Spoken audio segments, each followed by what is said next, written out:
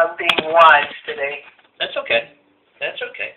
You can be as wise as you want. Let's get the cameras going here, and we will get things happening.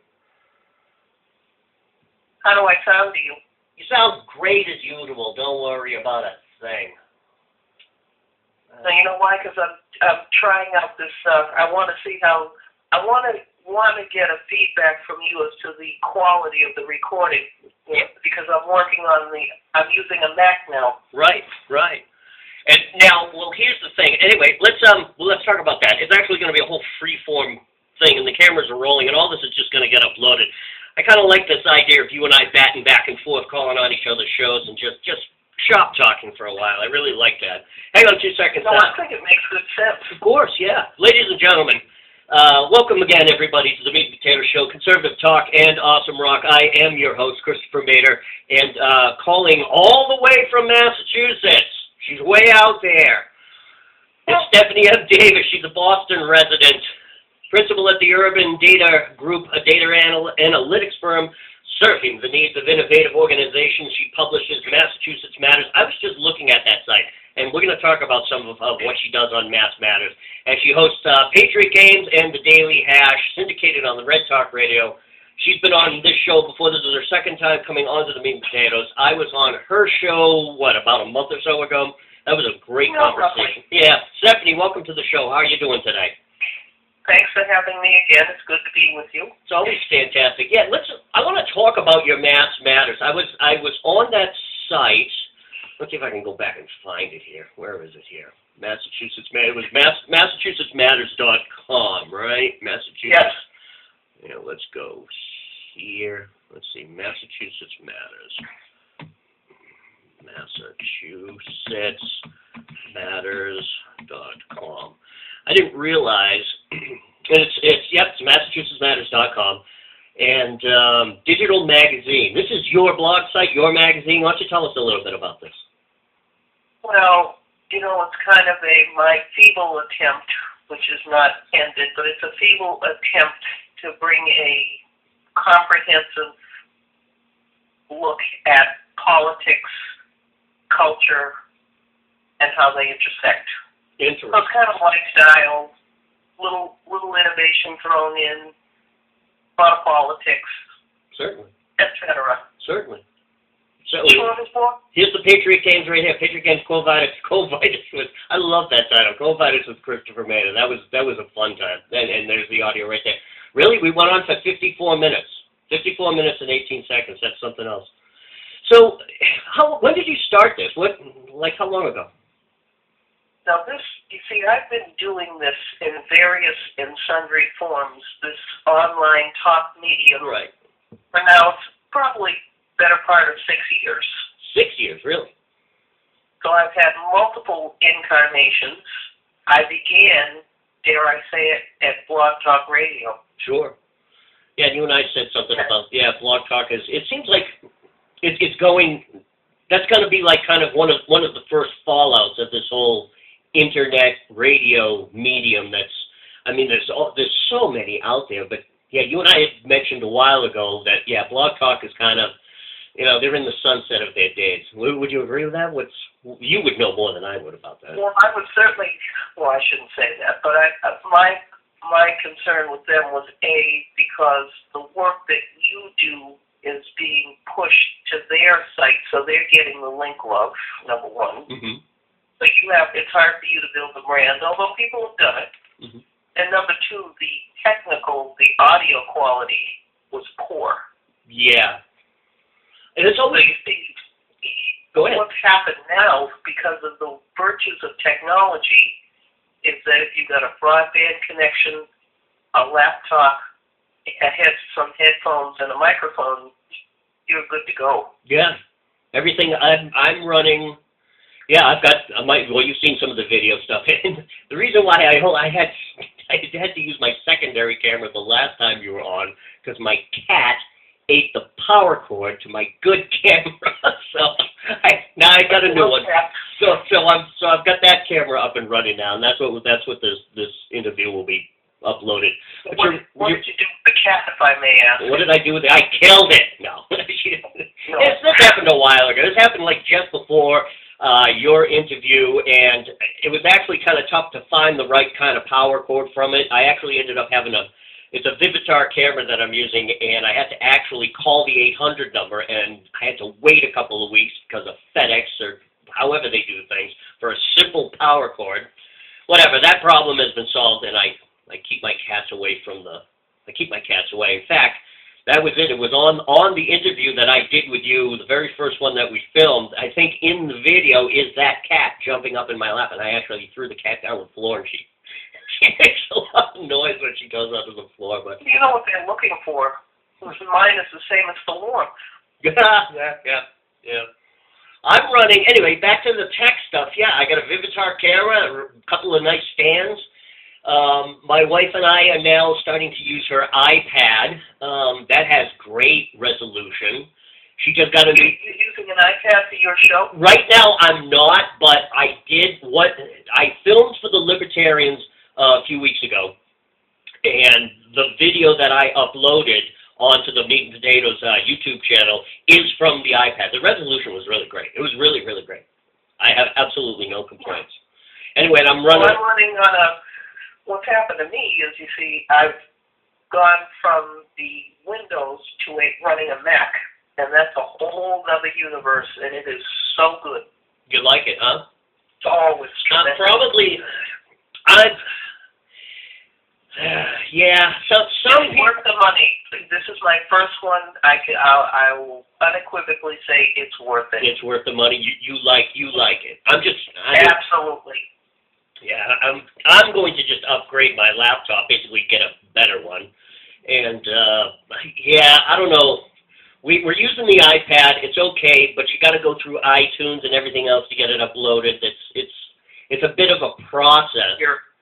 I'm sorry? Here, I'll show. I don't think people want to hear us do this tech talk, but I'll talk to you about that offline. It's so much better. Yeah, sure. No, and I'm speaking to someone who's had nothing but Windows machine. This is my first one, and it's a winner, as they say. Yeah, you've got it. You did it. Anyway, let's get to some politics here.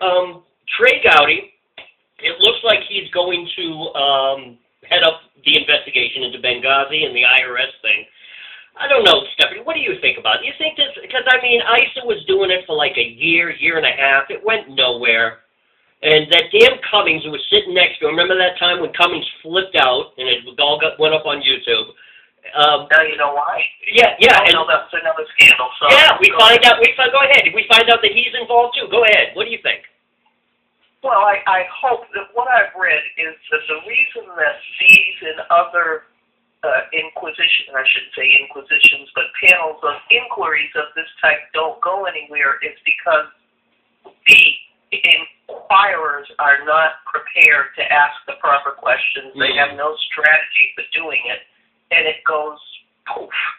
Now, What I would hope is that Gowdy, who is an experienced prosecutor, would be allowed to do his job without interference, which is another thing I understand takes place behind the scenes. But he's a prosecutor. He knows how to, presumably, he knows how to ask questions and obtain information. And I would hope that he would be allowed to do that and have all the resources at his disposal. If for no other reason, we need to find out what happened. Sure. Why? Who dropped the ball and why? And I'm talking about Benghazi right now. Who dropped the ball? Who didn't do anything? We find out that there's so much information out there. We find out that, they knew exactly what was going on. I mean, Obama was informed. He went to bed. I think he, had dinner. He was informed later on again. Again, no decision. And eventually, as the night went on, he just said, "No, screw it, I'm going to bed." It's like, really? Who does this? Well, I would like to think that a president of the United States would not do that. I would find that enormously disconcerting if that's...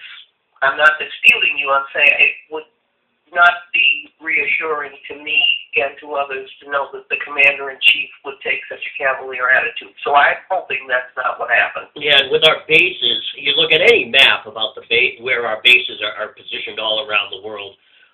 From Aviano in Italy to Libya, I think it's a 4-hour flight at at regular speed, like for a commercial jet. With our jets, they could probably make it there in about 2 hours, with the afterburners going supersonic. They could make it there, in under 2 hours. And this thing went on all night long, so there is no excuse for it. Well, I don't think we just haven't been, I don't have a sense that we've been given the facts on this. No, we're not. Now Lois Lerner, she's, again, Cummings is involved. I think Levin, there's evidence pointing to Levin was trying to get information on Tea Party organizations because his seat is up for a re-election again, or it was in 2012. And so one of the things I've written in my blog is it's a section I call the personification of evil. I mean, these people are sitting down thinking about this. They're speaking with other people. They're forming a strategy. They're planning a strategy, and then they're implementing that strategy. They are doing this actively and knowingly. This is why I'm calling it the personification of evil. I mean, who would actively do this except for reasons of greed and malice? What do you think? I just think Washington, D.C. is so far removed from the lives of normal people that it's dangerous for one thing. It is dangerous. You look at the wealth that is concentrated with the counties surrounding D.C. are among the wealthiest in the country. That's not conducive to responsive government. So I mean, they're not speaking to us. They're playing games with each other and they're firing at each other, but it's not relevant to the lives of most people. Right, and I think you touched upon that when you and I were talking, on our first couple of interviews. That I mentioned the thing about who believes this stuff, who really listens to what they have to say and says, "Oh yeah, that makes sense." And I think you did. You had said that they're talking to each other. And which is not to say that there's not a lot of stuff going on behind the scenes, the amalgamation of power and the abuse of power and using the IRS and other agencies of government to persecute one's enemies, which, by the way, was one of the things that got Richard Nixon into trouble. Certainly. It's very disconcerting because people aren't paying attention to this, I don't think. Well, I think the liberals aren't paying attention to it. And everybody else seems to be. You and I are, and other like-minded conservatives are doing that. But I think how many people are that? I mean, there was 300 million of us in this country. Exactly. You know, and in other words, I'm glad that you and I, but we maybe could we fill up the TD North Garden with all of us who are paying attention to this? Yeah, you make a really good point. I wonder if that would happen if we could. Yeah, fill it up, sell out a concert, or sell out a game, sell out a sports event. Enough. What you're trying to do.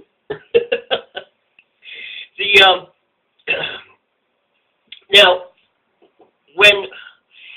as the progressives, as this thing gets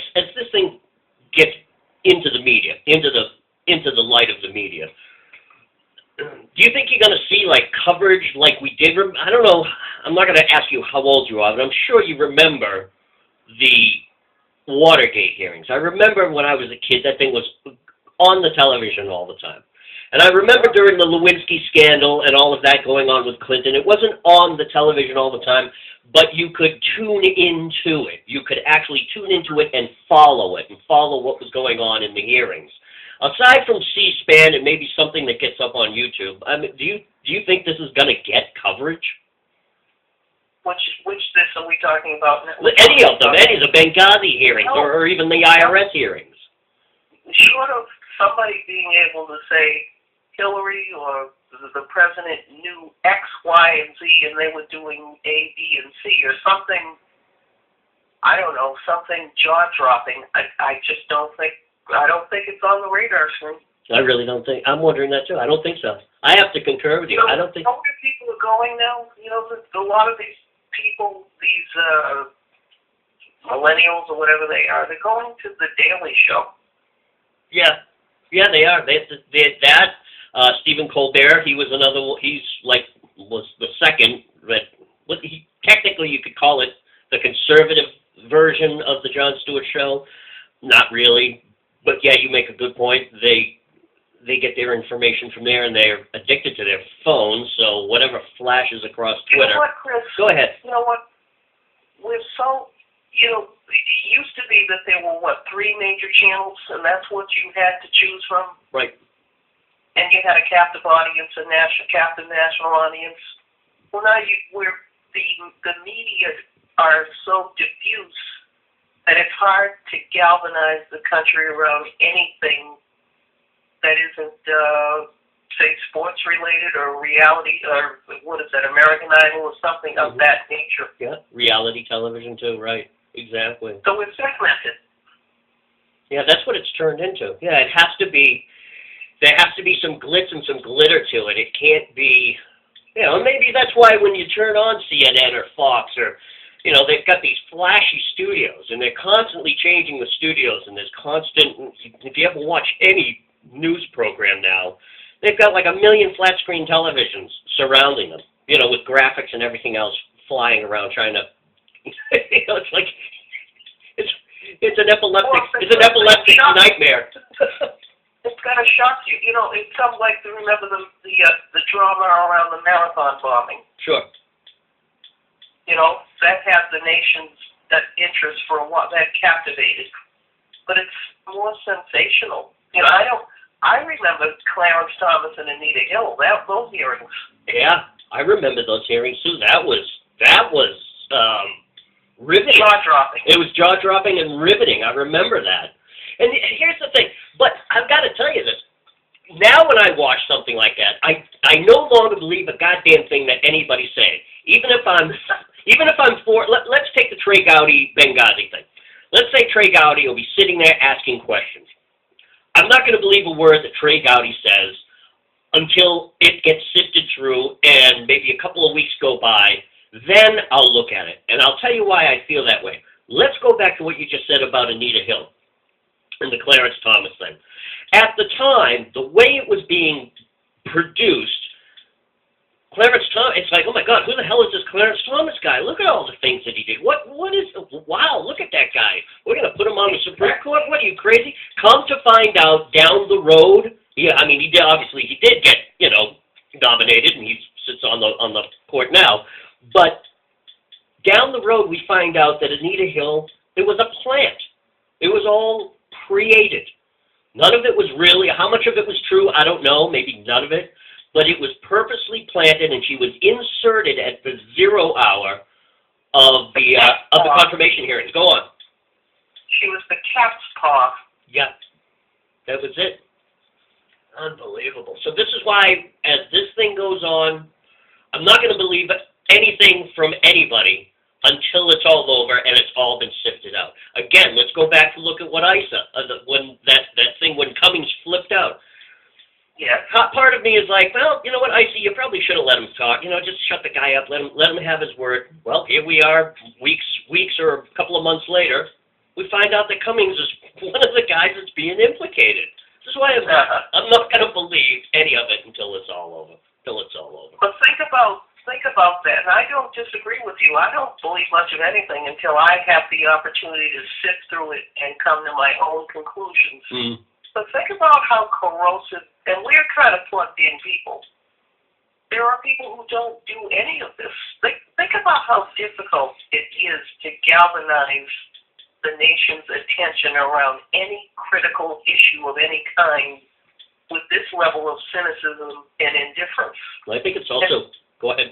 I think it's also a level of... Don't you think it's dangerous? Yeah, I think it's also a level of public ignorance. And I mean ignorance in the standpoint of that people don't follow politics. They don't educate themselves about the history of their country. And I mean, look at our educational system now. We're not teaching our kids any critical thinking anymore. So as time goes on, it's just going to get worse. You can't have the type of conversation you and I are having with a guy at the checkout counter in the grocery store. My friend and I are working on the gasoline initiative, the automatic gas tax. We're out collecting signatures. we're running into a couple of different types of people. Obviously, there are people that are like, no, I don't want to sign that, and they walk off. Other people have even said to us, they're like, well, I don't even know what that is, or I'm not even registered to vote. Do you have to be registered to vote? Yes, you have to be. Oh, I'm not registered. Well, you can get registered. No, I don't want to bother. These people don't care. They really don't care. Even though these things are going on around them and it personally affects them, they don't care. They don't want to care. The other people that we run into are people who do care. Yes, I'm registered to vote. I work in such and such polling station. Or yes, I voted last year. And they're the ones that are signing the petitions. And let's see, we've been doing it, a couple of days now? I think we have just under 90 signatures. But we run into hundreds and hundreds of people, and we keep, would you like to sign the petition? Would you like to? All day long we do this. We only have just under 100 signatures so far. So, yeah, people don't. Go ahead. No, I get where you're going, and it's kind of disconcerting.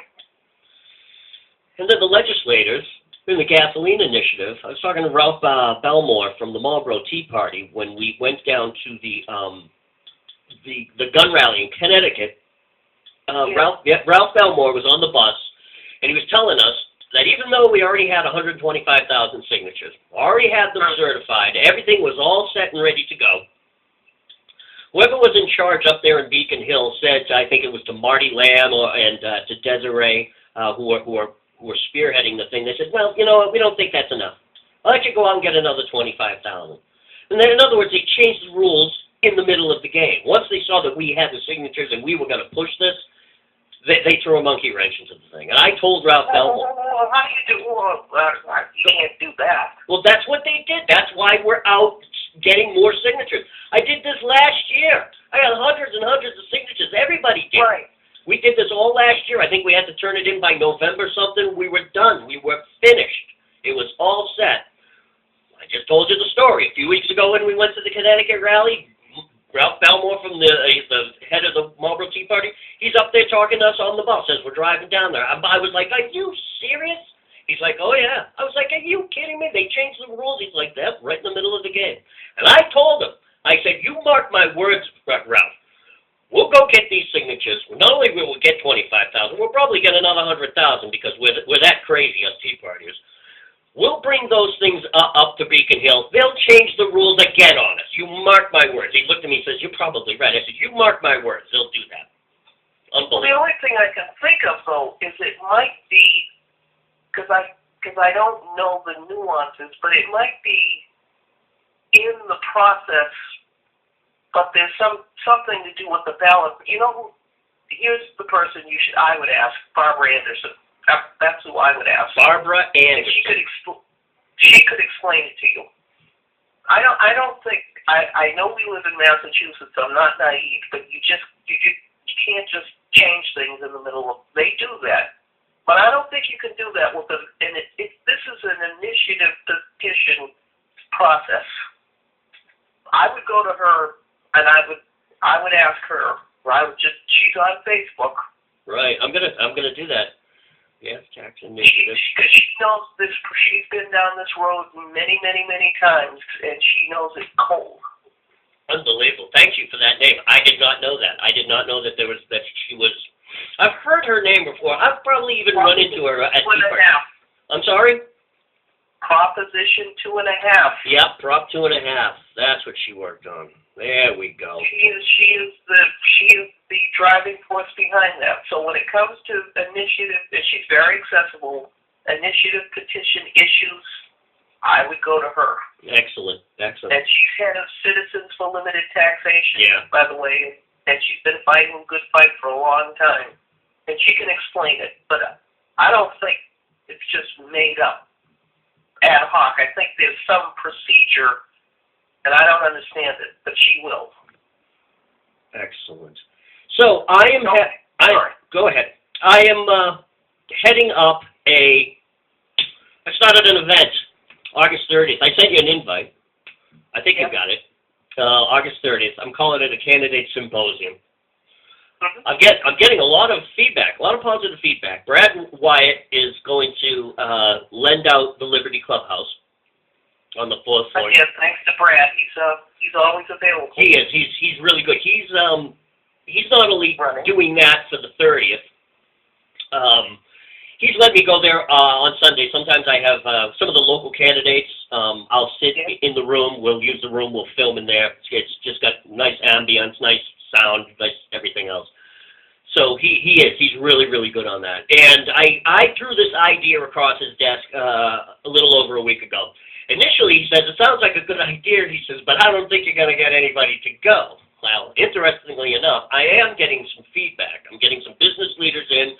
Some of the candidates are responding. So far, I've got, I started it early. I've only got about 6 people who have hit it up. So I keep going through the cycle of reposting, and re-inviting just to get some people. But what I want to ask you is, the purpose behind doing this is I want to get some civility and some problem solving back into the election. I even post on the event page, this is not a debate. I want all the candidates and business people to sit around. We're going to have some of the audience people ask questions or submit questions via the Facebook page. And we're going to ask the questions, and we're going to moderate the event. And the idea is to get these people to problem solve, like you would do at a meeting. Let's say you're going to have a meeting, and you're going to sit around. We've got this thing going on. Let's brainstorm this idea and get it onto the factory floor for production. This is what I want to do with the candidates.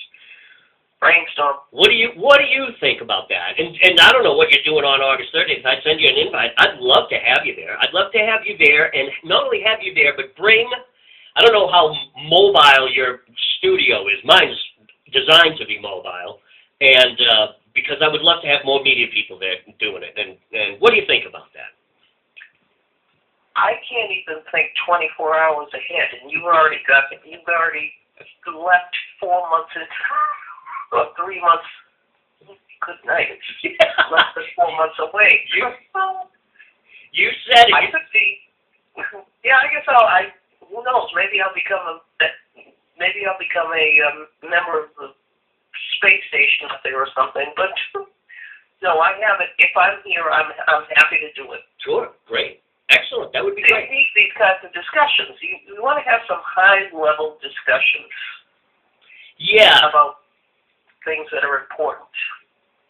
A lot of the candidates that I have interviewed, they're very well educated. They're on top of what is going on. They're not, and the ones that I've interviewed, I think it's partly because I'm interviewing primarily Tea Party candidates. I mean, I've been banging on Mark Fisher's door. I've been banging on Charlie Baker's door. They're never going to answer. They're never going to respond. And I'm ready to go over and see if I can talk to some of the Democrats who are running for governor. There's a couple of socialists and a progressive that's running. I'd like to bend their ear and get them on the phone. But the people that I talk to are very well spoken, very well educated, and they don't play partisan politics. They're looking to solve problems. They're not looking to play the same game that you see every election cycle, and then once they're elected, they get up into office, and then it's just more game playing. They're there to solve the problems. That's why I want to do this forum. That's why I want to do it. Well, I think a lot of the reticence that you encounter is because these politicians are wary of getting caught in traps. Speaking about Donald Sterling online, and his conversations being recorded, and Mitt Romney, people using phones and cameras and this and that to try to play gotcha games with politicians. So if they don't do it, then they don't have to worry about it. And here's why. This brings us back to. I think that's what TMZ and all of these websites they don't want to have their candidacy blown up, so they just. Yeah, the Romney thing with the 47%. When Romney said that about the 47%. And again, getting back to what I said is I'm not going to believe anything until time goes by, because we end up proving later on down the road that Romney was correct about that. Yes, well, I knew he was right about it, but you just have to be careful how it comes out, because it will be used against you. Certainly. And you're right about... Particularly him. Yes. And that's the thing. We see it all the time. I mean, liberals get away with saying some of the most outrageous things. They get away with saying outwardly racist things. But somebody like Mitt Romney who implies something, I mean, he's trying to say it in a way that isn't racist or hurtful, yet he's pilloried for it. I mean, this is a thing on my YouTube page. I did this whole litany of things that liberals have said. It's on my Facebook page also. Just the stuff that comes out of these people's mouths is just unbelievable, and they all get a free pass. Really? Not us, though. Not us. I have to be careful. This thing that's been going around, it seems to have died off. It's fallen off the radar. You know, the knockout game that's been going around in some of the inner cities. You know, and I've made some statements and some comments about that and what I think about that. And I was talking with a candidate out in Oregon, Mark Callahan, and he's coming back on the show, but for a while he asked to distance himself from me because somebody had complained about my position on that, the knockout game, and they had gotten on Mark Callahan's case because he had come on to the show. And that's when I formed that whole, the meat and potatoes has a no apologies policy. And we don't apologize for the things we say on this show. This is my show, and I'll do whatever the hell I want on this show. You don't like the show, change the channel. And one of the things I was angry about was that don't go after somebody who's been a guest on my show. That guest who's on my show, we're there to talk about a specific situation, a specific subject. We're talking about his candidacy and his campaign. What I do elsewhere, either on the page with another guest, that has something else to do with something else. You don't juxtapose the two of them together because they're completely unrelated. It would be like if something you and I said in our interviews, Stephanie Davis, she was on that meat and potato show, and Christopher Mader from Meat and Potatoes 6 months later said this. Now, how do you feel about that, Stephanie Davis? It'd be like what Chris and I talk about is what Chris and I talk about. What Chris is talking about 6 months down the road with somebody else, it's an entirely different ball of wax. But you're right, this seems to be the paradigm now. You say something out of turn, boom, you're hit, you're labeled. Well, it's so anti-American, and when I say that, I mean in the concept of the spirit of the First Amendment, where we have the right to speak freely so that we can have these types of discussions and get to some type of understanding, to be hoped, some answers. But if you're snuffing out people's ability to say anything, it just it puts a wet blanket on honest discourse. Makes people frightened too. Yes, and don't think that's not intentional in some quarters. So what have you run into? What about you? Has anybody gotten on your case about something you said, or maybe a show that you did, or a guest you had on? What? I realize that nothing comes to mind because I've been kind of bland lately. Come on, lady. Come on, No, I have. I mean, it's nothing. Of course, today, anything you say today can be used against you if you're not careful. But I haven't really said anything. I've been in non-controversial mode. It's not to say that I'm not particularly diplomatic, and I can be incendiary, but I haven't really sought out to be incendiary. And that's my thing too. I can't think of anything I've said. I don't know. I don't look to be incendiary, and I've definitely calmed down a lot over the years as I've gone on. I remember when I was on WCUW, I really used to push the envelope. I used to push the envelope, and I'll tell you why. Because you watch network television. No. And no, I'm saying let's take little wise ass. No. Let's say, I know, really. Neither do I. Actually, we don't. Our cable, we, got rid of TV. We just, if we want to watch something, we watch movies or Hulu or Netflix or, we go on YouTube. I got a smart TV. You're not missing anything. Yeah, I've realized that. I'm not missing anything. And I do everything off the internet and online, so you're right. I'm not missing anything.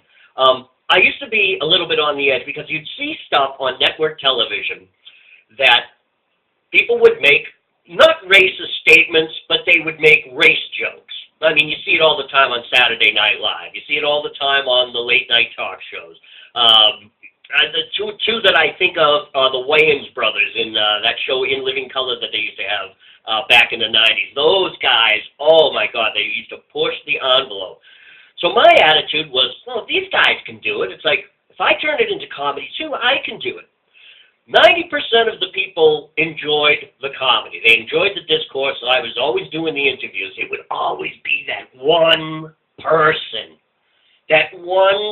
who would tune in at 2:45 in the morning and hear me say, oh, I don't even remember, for crying out loud. It was so long ago. And they would quite literally say, I tuned in at 2:47 a.m. in the morning, and I heard Mr. Mader say this, that, the other thing. I'm offended. And they'd send in an email to the station, and that's it. It would just, every week I would go in. It got to the point where I wouldn't go into the studio and start pulling records and getting my show ready. I'd go into the studio and go sit down at the manager's desk because I knew I was going to get yelled at. Well, but then, again,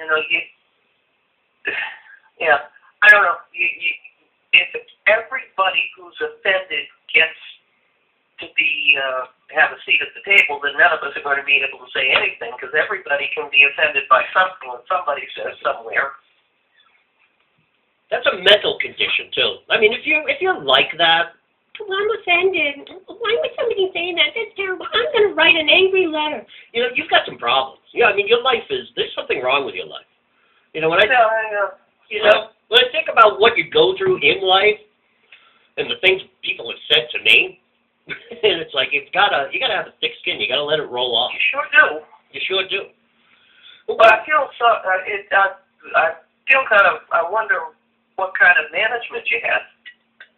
For me, for my show here, it's just me. But when I was at WCUW, and the guy was nice. They were nice people, and I would just get yelled at and bitched at. Don't do this, don't do that.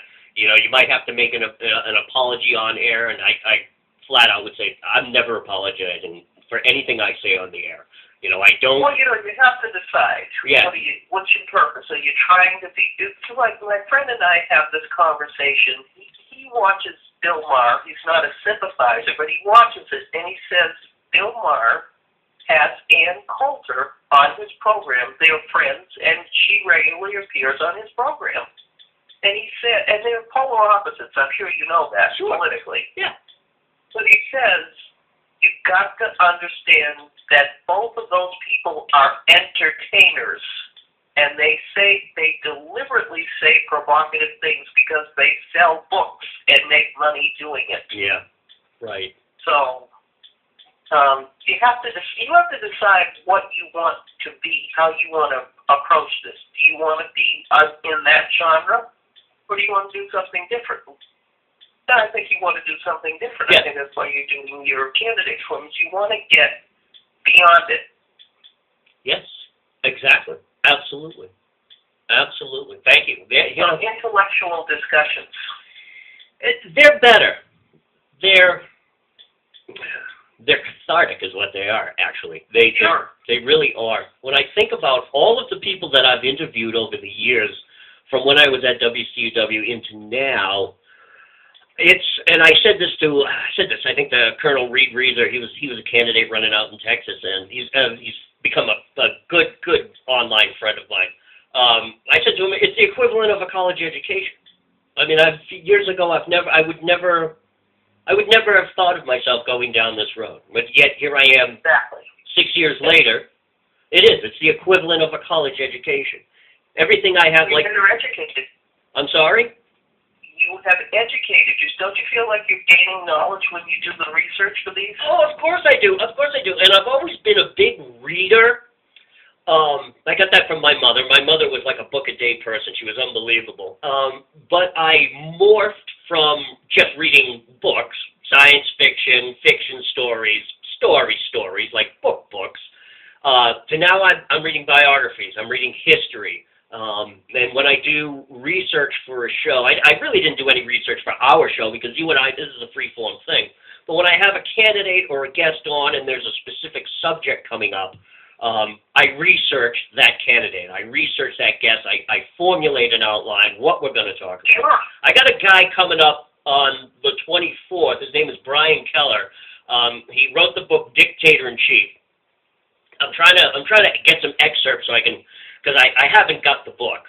But when I interview an author, I try to get the book, and then I plow through the book so that when I have that person on, I know what I'm talking about. We talk about the book.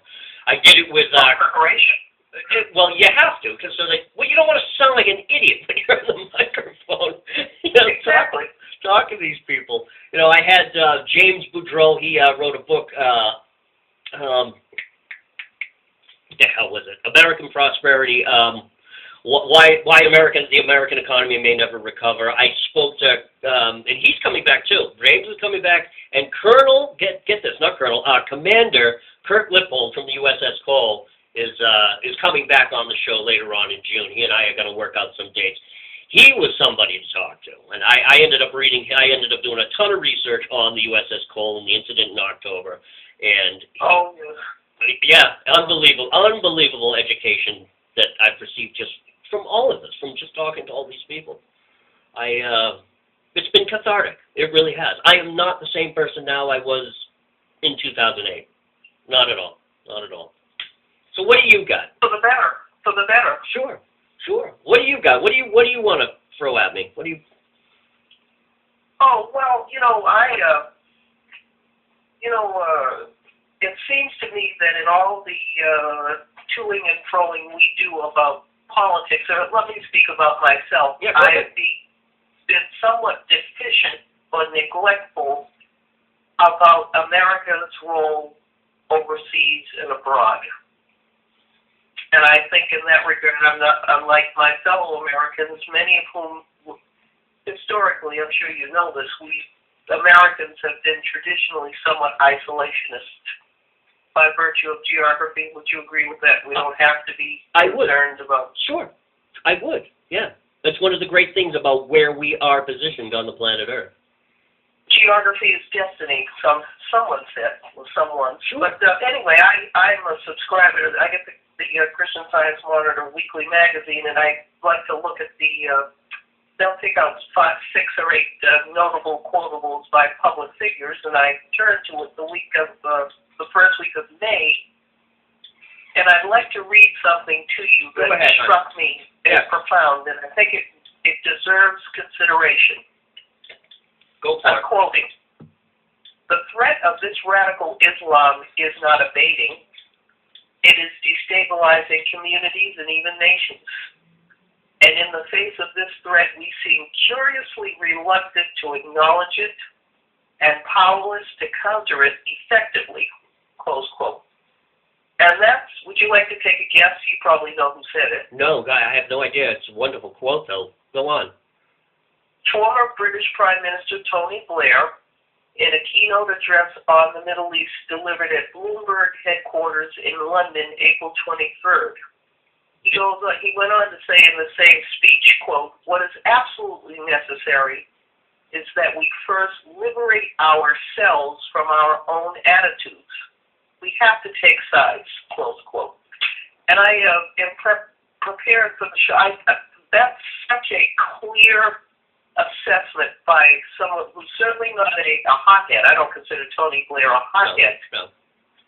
But it's a very clear call to arms, metaphorical arms, about what we need to be doing to deal with this problem, because it's not going away. No, I completely agree with everything that you just read on the air. That's real.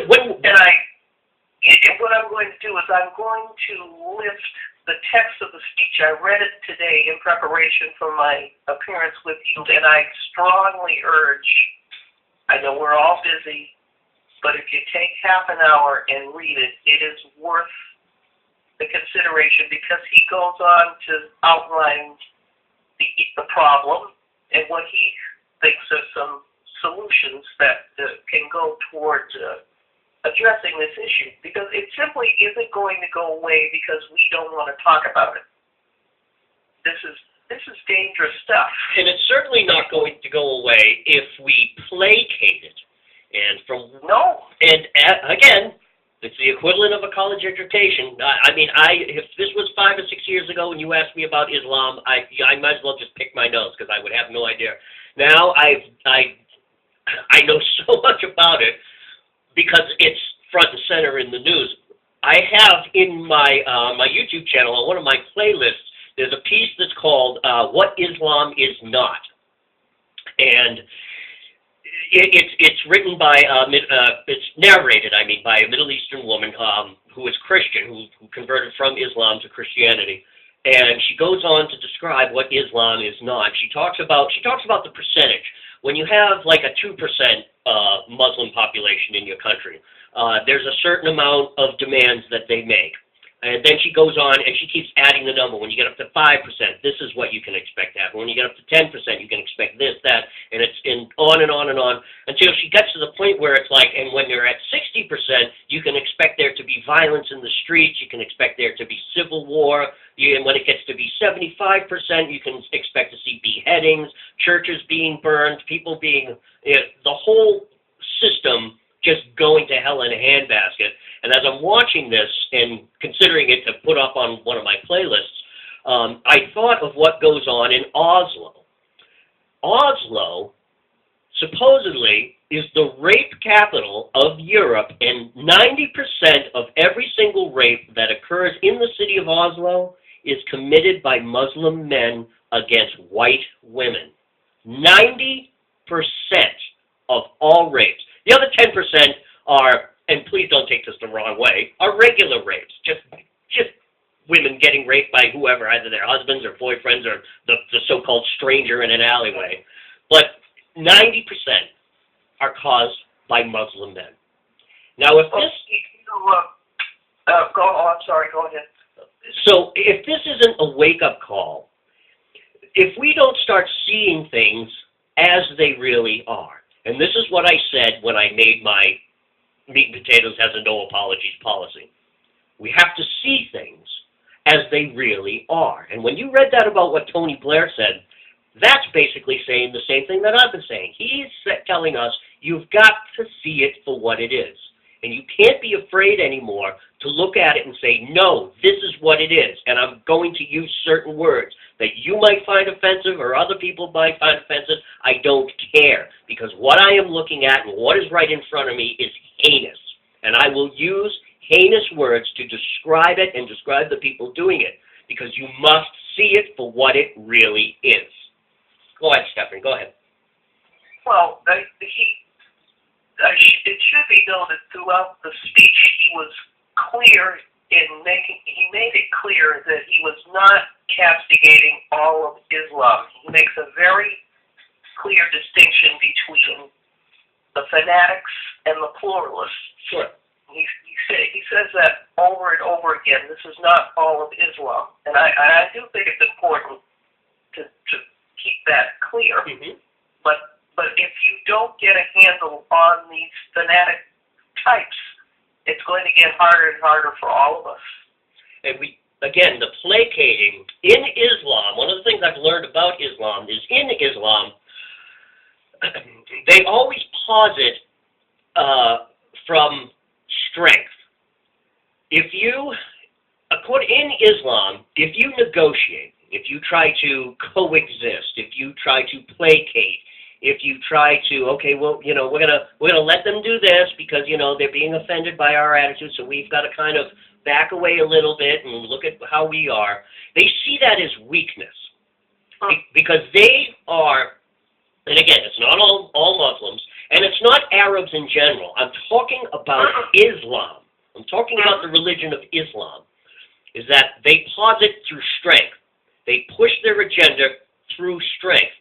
And if you step back and say, okay, I'll give you a little bit of room, they look at you as weak. Whereas if you stand up and you put yourself in their face, they'll actually give you a little bit of respect. It's like, wait a minute, this guy's pushing back. This guy's pushing back. They'll actually see that in a respectful manner.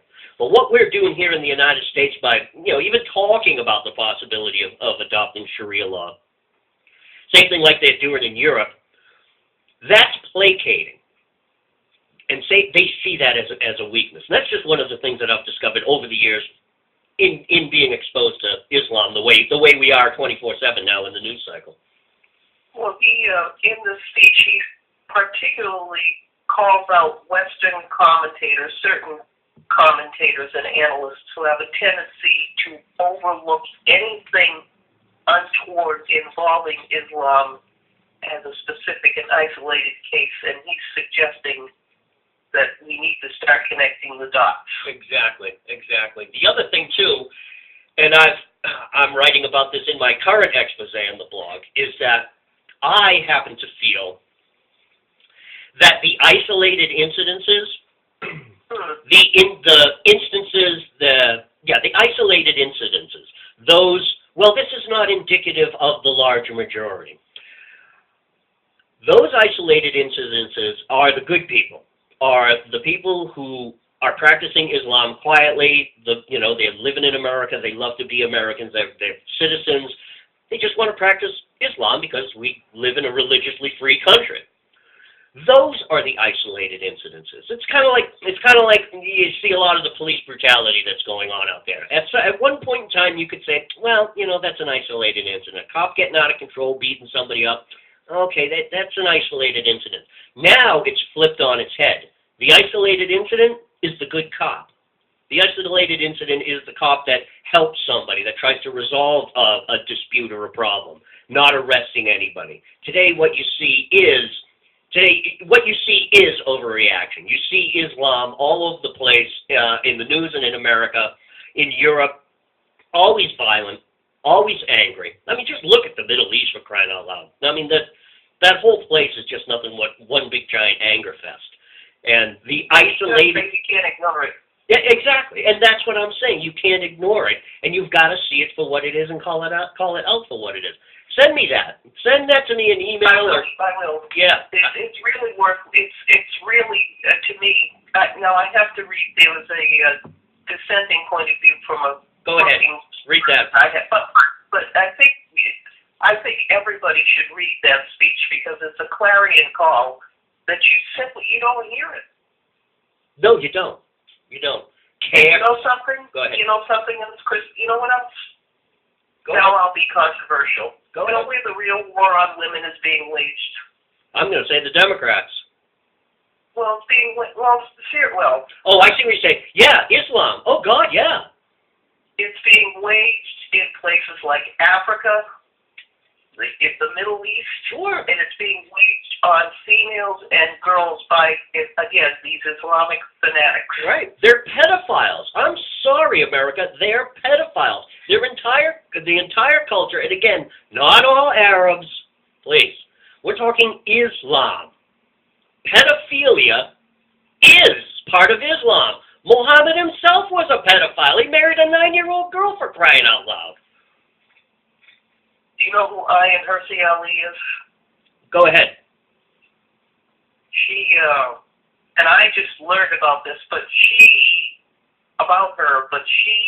is a Sudanese national who was subjected to a clitorectomy at the age of 9. Yeah, that's the other, that practice. And then she, which is barbaric, by the way, but she subsequently escaped and found herself in the Netherlands, and give me his name again, was murdered. What, who was? Van Gogh. Was it Van Gogh? The outspoken, the fellow in the Netherlands was very I know who you're talking. You're right. I forget the name too, but yeah, I know. Yeah, go Van on. Gogh, I think his name, and he was murdered because he had begun to call attention again to this danger of Islamic fanaticism, and he was brutally murdered and stabbed. And when they found him with a dagger or a knife in his chest, there was a note pinned to the knife. It's barbaric, but I don't really like talking about this. But anyway, it had Ms. Ali's name on it saying, "You're next." So basically, she had to flee. She's under threat of being murdered, and it turns out that people in the Netherlands didn't want her around either because she's become outspoken against Islam because of, I guess, for obvious reasons. But she eventually found herself in this country. Mm-hmm. She is now a fellow at the Kennedy School. Of course, that may have changed. But she was supposed to have received an honorary degree from Brandeis University here in the Boston area. And that invitation was revoked last month because of her outspoken stand on the extremism in Islam. Yeah. So the only two countries I see that are doing anything proactive is Russia and China. I mean, Putin doesn't put up with that. Look at what he did in Chechnya, and we can argue all day long about, well, maybe it was a little overkill. But I got news for you, folks. You don't hear anything about Chechen Islamics anymore. You really, really don't. The Chinese, the Uyghurs or some Muslim group. Yeah, Uyghurs, right, Uyghurs. They squash that. They will not put up with that. They will not put up with any of that whatsoever, both in Russia and in China. The United States got tough after 9/11, and then the whole policy shifted. It started turning into this. You know, we got to be friendly. We got to put on a friendly face. And once we started doing that, and that's when I first heard about Islam, about when you placate and you negotiate, they see it as weakness. Which is why after we pull out this year in Afghanistan, it's going to be a bloodbath. The Taliban are going to come back. They're just going to come back. We're going to see this again. I wanted to put that on the table as part of a larger point that I saw the recent cover of The Economist asks, "What will America fight for?"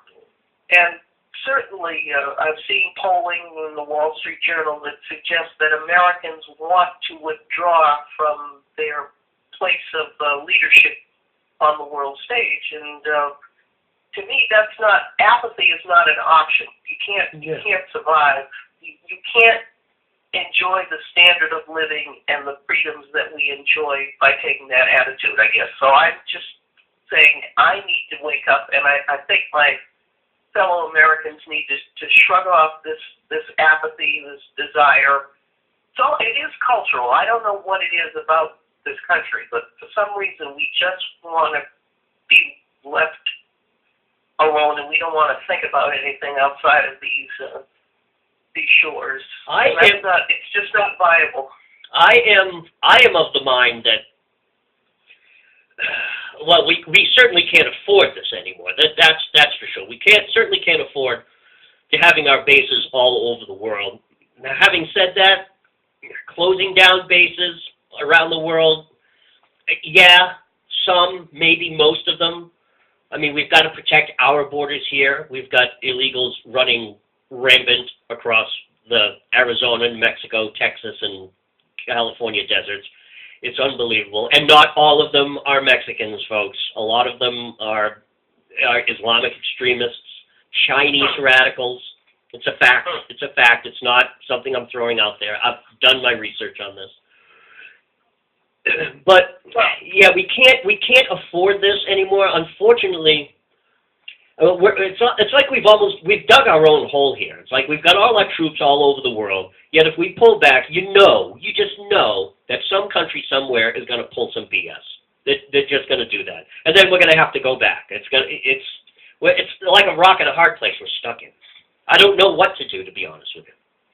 Well, sometime you and I'm curious to know what you mean by troops all over the world. But anyway, that said, I think the best policy or the best concept or the best strategy to try to implement is speak softly and carry a big stick. Sure.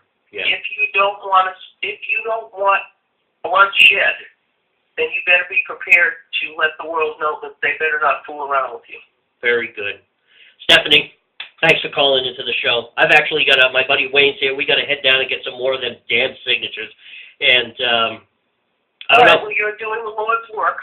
We all are. We're all trying here. And I look forward to talking to you again. I'll probably be on your show next. So, yeah, send me that stuff. Hit me up about when you want me on the show, and we'll get all that going. And yes, please, please look into that event that I'm working on. Please try to attend. And yeah, if you can remote broadcast or film or record it, please, you're more than welcome to come and do that. It's right there on the event. Everyone's invited to come and film and record. Ladies and gentlemen, Stephanie Davis. We'll have to publicize this more. Sure. Oh, yeah, we'll talk again, but don't worry about that.